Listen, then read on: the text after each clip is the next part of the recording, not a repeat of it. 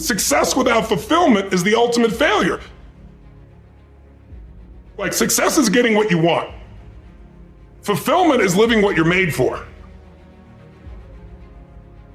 Fulfillment and success, they're not even the same universe. People ask me all the time, what does it take to be happy? And I always tell them it's really simple. One word, progress. Progress equals happiness. If you keep growing, you're gonna feel alive. And if you keep growing, you're gonna have more to give. It doesn't matter how many statues, Oscars they give you, or Emmys, or how much money you have in the bank. We've all seen people have all those things, and I get the phone call because they're depressed, or somebody commits suicide in that area. It's really an inner game, and I think that's what's missing for us today.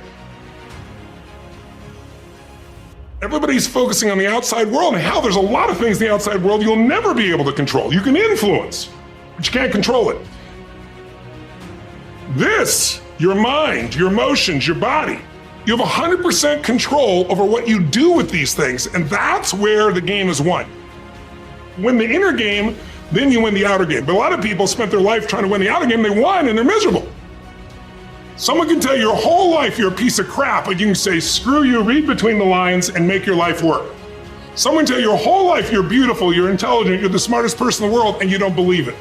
Because self-esteem doesn't come from what people say about you. Self-esteem is earned within yourself. It's esteem for yourself, which only comes by doing things that are incredibly difficult, and then your brain goes, this is who I am. You really gotta figure out what you're made for, and nobody knows in the beginning. So you start where you are and you do what's in front of you, do what's next, and you keep growing until you start to discover, hey, this is my real passion.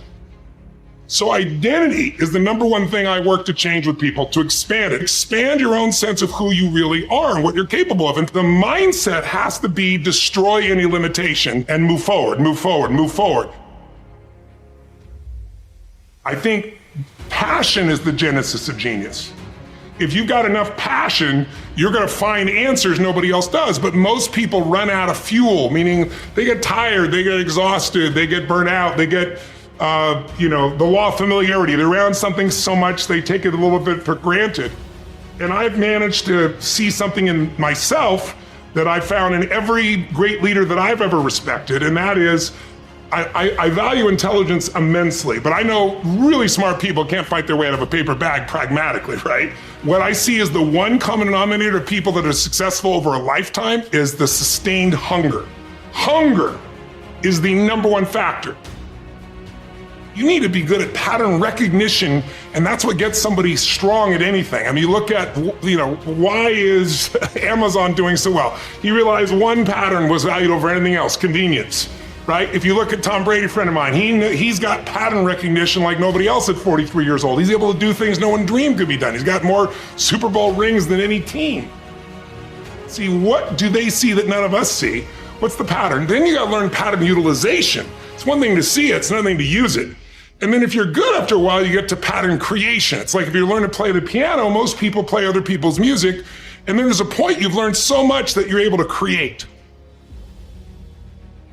Really comes down to anyone can learn anything if it's important enough to you. So it's like my drive is not just for me. That wouldn't be enough because it's easy to meet your own needs. It's not that difficult. But if you can find something that you care about more than yourself, your daughter, your son, your family, your business, your mission, your community, whatever it is, that's really the secret to energy and vitality and strength and really learning.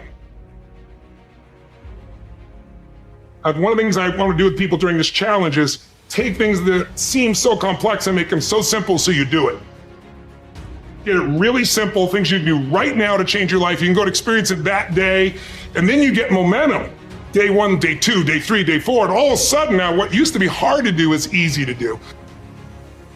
And I think for anyone, you gotta understand anyone can learn anything if you can just break it down to its simple core, and that's what I try to do most. And I'm just not willing to settle for a life without passion and aliveness. That's just like there's so much to learn, there's so much to grow, there's so much to give, and I'm wired to grow and give. And I think anybody gets wired to grow and give is gonna have a really fulfilling life. It doesn't matter what you choose to do, you're gonna be alive. A year ago, People thought we were coming out of, we got vaccines now and we're coming out of COVID and it's going to be all over now. And people were excited. But now, after going through 2 years of this, there's a lot of people now that no longer have a compelling future. Like, people talking about New Year's resolutions. Most people don't even have one because it's like they never followed through anyway, right? But at least they had something to look forward to. They're starting to get into learned helplessness. Learned helplessness is when something is so bad over and over again, you start thinking the problem's permanent. No problem is permanent. Or you start thinking the problem's pervasive because I haven't handled my finances, my whole world's over. Or because my relationship's bad, my whole world's over. Your life is bigger than that. My goal right now is to shake that up for people. People need a new perspective, and you can't do it by just sitting and thinking. You gotta move your body. You gotta change your energy and your focus. But if I get you into a higher state of being, mentally, emotionally, physically, then all of a sudden you start remembering who you are and you start coming up with answers that you never even thought were possible before. The idea of remembering who you are is something incredibly powerful. There was a Batman cartoon where he gets amnesia and he gets put in like a camp, basically, a work camp, and he can't get out. And he feels stuck and weak and, afraid. And then something happens, I don't remember what, triggers his memory. And he remembers that he's Batman. Just in remembering that he's Batman, he then takes the actions to fight his way out. And look, I know it's a cartoon, but that has always resonated with me. And whenever I'm feeling anxious about something, I always tell myself, remember who you are.